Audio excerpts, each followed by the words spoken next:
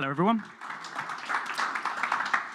Well, first of all, may I congratulate you all on your choice. So thank you so much for choosing this room out of the three. You've done something right today, and we appreciate it. So we're going to make this next 20 minutes informative, light, and entertaining. And we're going to tell you the backstory. I appreciate you don't want to always hear about the models and the processes. You want to know what makes transformation really successful, and also what are some of the learnings and pitfalls. So we'll do our best to cover that over the course of the next 20 minutes or so.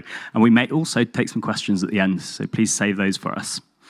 First of all, just a brief intro to the two organizations that we represent. I'm from J-Curve. We are very proud and humbled, really, to be an award-winning consultancy in the agile space. We work with a number of the FTSE 100 and FTSE 250 businesses, really to increase their agility so that they can thrive in an uncertain world. So that's our mission, and we're proud to have been able to do that with a number of clients over the last 8 years. Do check out our research as well. We're about to release the third State of Agile Culture report. That's coming out in 1 month's time. Go to stateofagileculture.com, and you'll see some of our research. But we're here today to hear about the SPW, Schroders Personal Wealth Journey to Agility. For those who don't know SPW, they came into existence about 4 years ago. It's a combination of Schroders and Lloyds in this joint venture, and their mission is to help change lives and make financial advice more accessible to more people. So in a moment, you'll hear from Craig, Technology Delivery Director, who'll tell you about that journey to agility that J-Curve supported SPW with. That's enough about me. So as I said, I'm Ben Hutchinson, Director with J-Curve. I'm going to hand over to Craig, who at the moment is only one half of the Craig David Roadshow that normally tours. I'm sorry about that. Craig will explain the reasons, but Craig, over to you. Thanks, Ben. Yeah, it's really sad. Dave can't make it today. He's a little bit unwell. Oh, thank you. His doctor said not to get his heart rate up, and I can fully imagine why he didn't want him standing on a stage in front of everybody. If he was here, we'd be joking about how I'm clearly the tallest of all of these three individuals. And Dave would have said he hasn't been that thin since before COVID. And that might seem a bit tripe, but it is an important part of some of the things that I think we'll get to as we go through this presentation. Dave is the Aid Edmondson to my Rick Mail. We've never met before we started working together at Schroders, but have got on incredibly well since. So the problems that we faced are probably very similar to the problems that many people will face in many different organizations. Everybody takes the mickey out of me at work because I have a bit of a meme now. We've got this much to do, and we've got this much capacity. And the number of times that I have said that to everybody from the CEO down to the people on the ground is unbelievable. And that was one of the big problems that we needed to fix as I arrived at Schroders Personal Wealth. The good news is that we did manage to persuade everybody what our priorities were. Fundamentally, Schroders Personal Wealth takes referrals from Lloyds. We're 50% owned by Lloyds and 50% owned by Schroders, and we give people personal advice. So we need to make sure that that is a fantastic experience. We need to make sure that our conversion rate is as high as it can possibly be, because that's what encourages Lloyds to give us leads. And we need to make sure that we've got capacity. So it was great that we've got some focus on priorities, but we weren't necessarily working on all of those before the interventions that we'll talk about in a moment. Things did take too long to come to reality.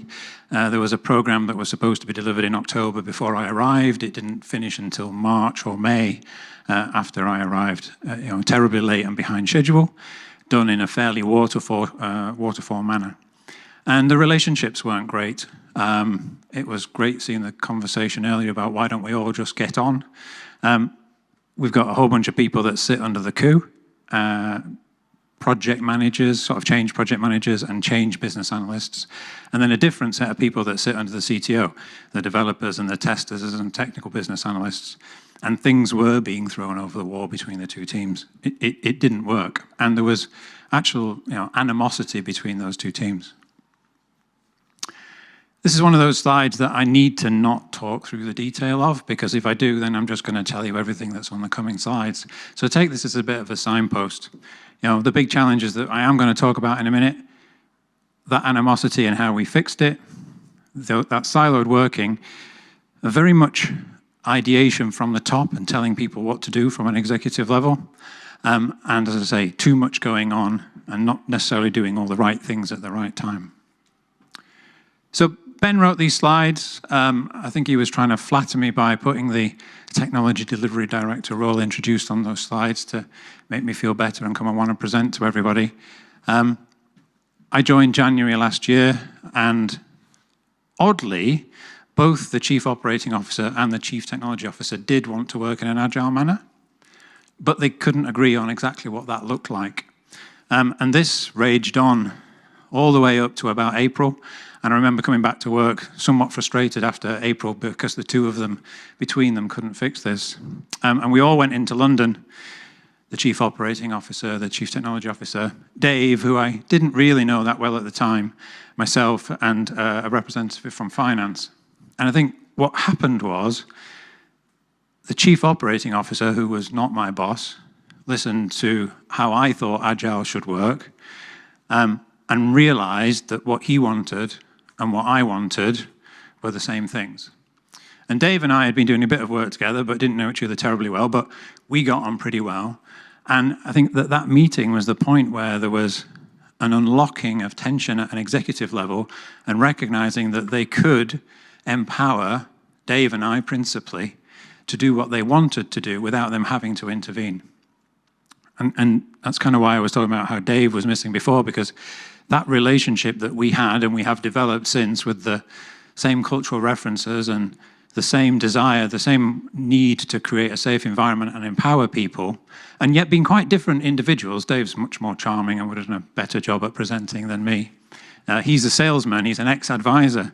You know, I talk about the model at the bottom here.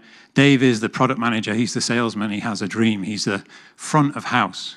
My job is to get stuff done. I worry, hence my hairline. Dave's got loads of hair. He just has to dream about stuff that he wants to do. I have to get that done, and that's really quite a challenge. But the two of us complement each other because we have different skill sets, but we both want the same outcome.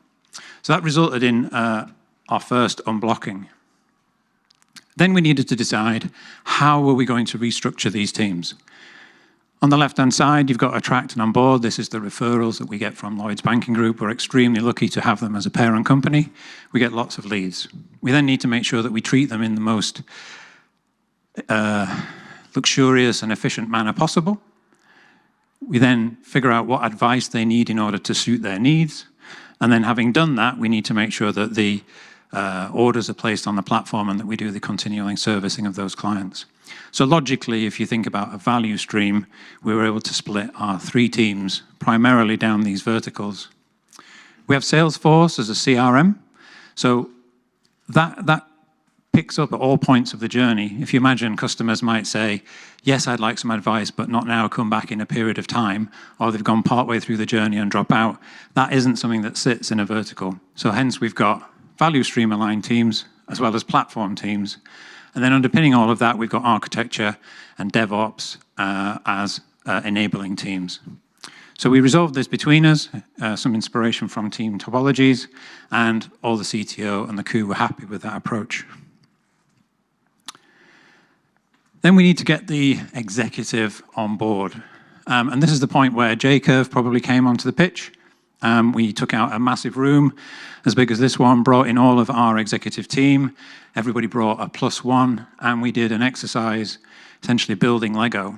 The point of the exercise was very much to educate the executive in some of the agile principles, and to try and make sure that they were on board with the changes that we were going to make going forward. Out of the back of that, we developed these principles and behaviors, and everybody was bought into those by the end of the day. And what we did do subsequently over the following months was to go back to the executive boards and say, how do you think that you're doing against these principles and behaviors? And we tracked how that was improving over time and held the executive to account in terms of doing less, starting less, finishing more. My boss asked me the other day, he said, I've got a friend and he wants to know whether or not it's worth employing J-Curve or not. Yes, by the way. And I'll be honest, the first time that Vikram and I met, it was a bit prickly because I didn't need Vikram. I knew what I wanted to do. It was super clear to me. Vikram actually did want the same things, which really helped. But what I can't do, I couldn't have run that workshop, right? The facilitation and the leadership through that workshop that resulted in those principles and behaviors being documented in an efficient manner, that's not something that I think you can easily do unless you've done that time and time again. And some of the messages on here that we had to give to our executive, you're doing too much, you're not empowering your people, people are frightened to speak up. That's sometimes quite hard to deliver as an individual. Personally, I think I'm brave enough to do that. But actually hearing it coming from an external party is super, super helpful. So even if you think that you know what you're doing, it is often useful to get a third party in to help you here. So we've got to the point where we've established what we think that the teams should look like. We've got the executive on board. We've got some measures by which we can check ourselves. We then had to look at who existed across Q and CTO and figure out how we could assign people into roles.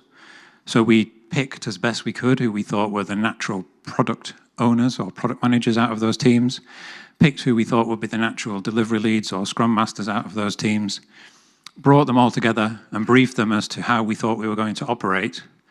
And then we had a bit of a dilemma as to whether or not we should get started or spend more time planning.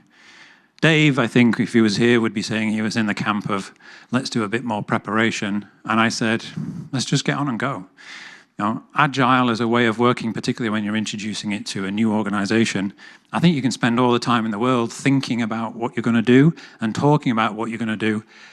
But actually getting on and doing it makes such a difference. People, when they are feeling it and breathing it, then they can kind of recognize what it is that you're trying to talk about and what you're trying to achieve in terms of empowerment. So we literally had 3 weeks.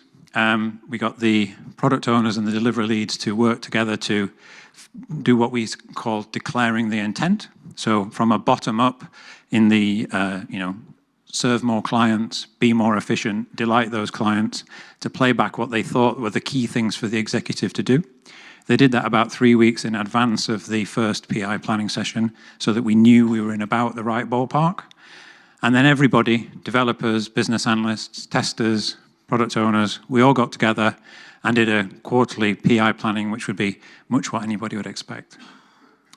It was really interesting. We got to the end of the first day and everybody piled into the pub afterwards.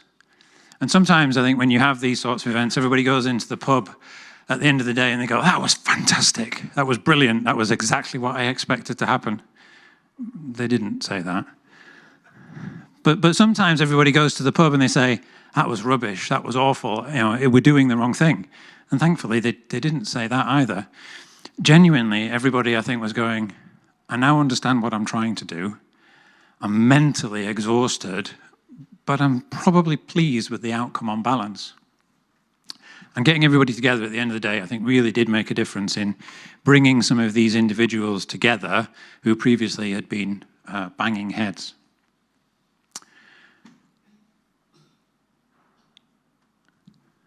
Okay, I'll try and get to questions in a minute before we run out of time. This slide says that we set out to do some agile ways of working, and as a result of those agile ways of working, things improved. And all of that is true, but I don't know if I want to particularly major on everything that we did achieve here, because actually it's what we did and why it worked that was the key message that I want to bring out here. We had principally 4 agile teams. 2 of them worked really, really well, and 2 of them didn't work very well at all.